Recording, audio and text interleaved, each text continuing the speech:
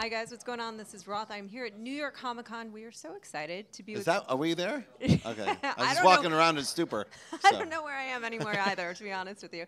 We're here with Brian Michael Bendis. Thank you so much for joining us today. Thank you. We're honored to have you here. We're going to talk a little bit about Powers. You just had your panel, and you were just saying it went really well. It did. This is like kind of like after the football game. You're getting but it was packed.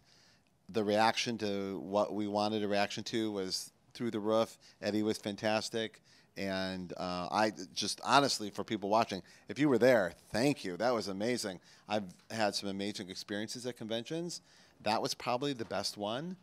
Yeah, it was also so long coming. Like it took 14 years for us to get the show off, to show footage and to get the response immediately. Like that was just unbelievable. So I have to ask, that makes me really curious, what were sort of the moments in the footage? I haven't seen it. Maybe I'll be able to see it at some point. I will now act it out for you. No, act it out for me. What were sort of some of the moments, were there key moments or introductions, character introductions that you were looking forward to seeing? Well, you're probably going to have the trailer. It's online right now, so you'll probably have it on your site, and people can see that people hadn't seen Chartlow as Walker. Yeah. He's a South African actor that creates full characters, so they might remember him from District 9 or Elysium, and you go, how is he going to be Walker? And then when you see him as Walker, you go, oh, he's a really good Walker. And then you get to see Walker and Dina together, and for fans of the book, that relationship is very important, and to see it come to life and to see which you cannot fake, it's going to be there or not there, and we have it, and to show it to them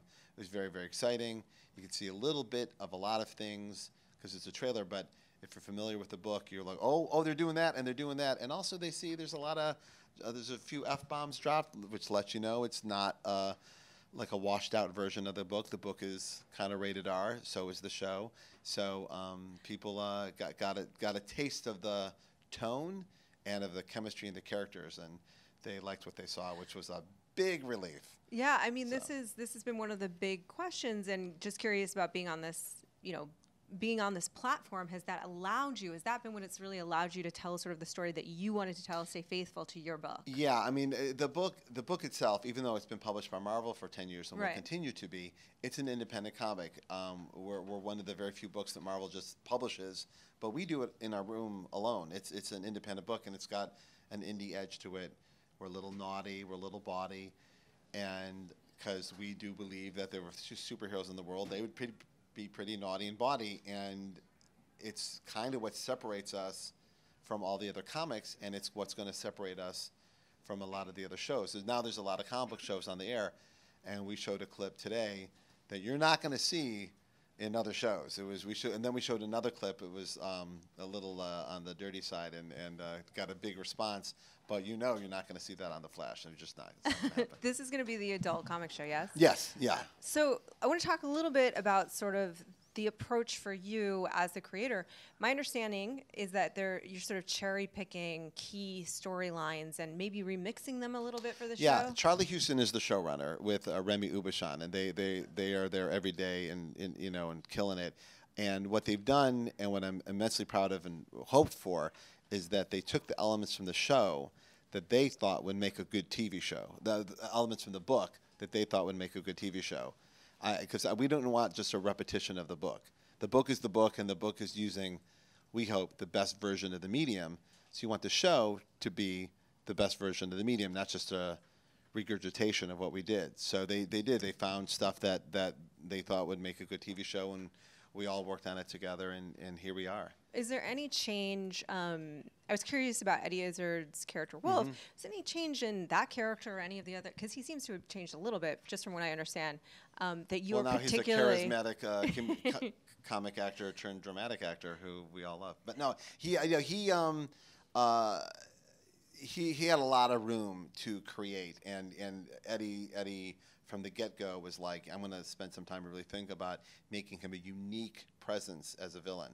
Like he had just come off of Hannibal, and there's the other villains, the great villains, and they all had something unique about them. So he worked, and you'll see it when you see it on the show, but he worked very hard to make sure it was unique and iconic looking, and it's nice to have smart people around.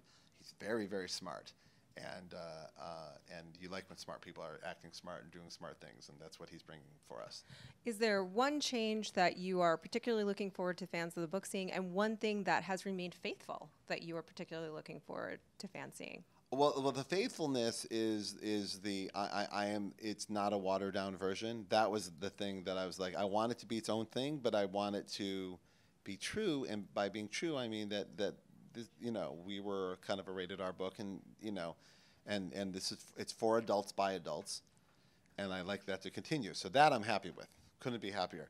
The changes that I'm happy with, well, I want to say this carefully because we hired the best actress for the part, and when we were auditioning all walks of life, and both Susan and Logan are different race than the comic book version, and what I was most happy with in that change is that nobody cares, that it's the spirit of the character, it's and best actress got the part.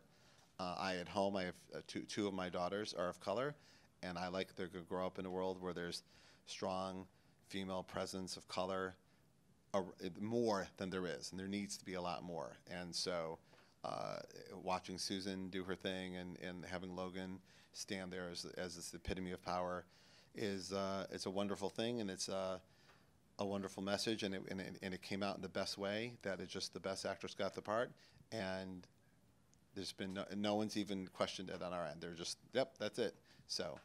Two more very Does that make sense? Did I word that right? That made perfect sense. Right. Just really, really quickly, I know that you've got this crossover, Guardians of the Galaxy, X-Men. What can you tease a little bit about that? Yes, my friend Sam Humphries, that is something he came up with and shepherded, and I'm in on it with him. But we're doing a big cosmic event. Last year we did Guardians of the Galaxy, X-Men, The Trial of Jean Grey, and people made it very clear they like when the X-Men and the Guardians team up. And then Sam had this idea about that we're going to find out something new about the galaxy, that there's this black vortex that can power up characters to a cosmic level. So certain X-Men and Guardians are going to be powered up in a way that we've never seen them before, and it's going to cause chaos in the Marvel Universe.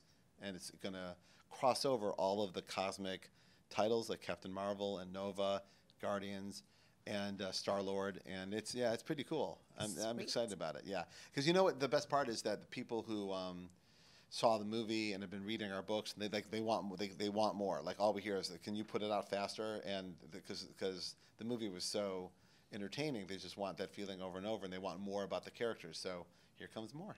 Thank you so much. Think we might hear Jessica Jones casting. Do you know anything about that?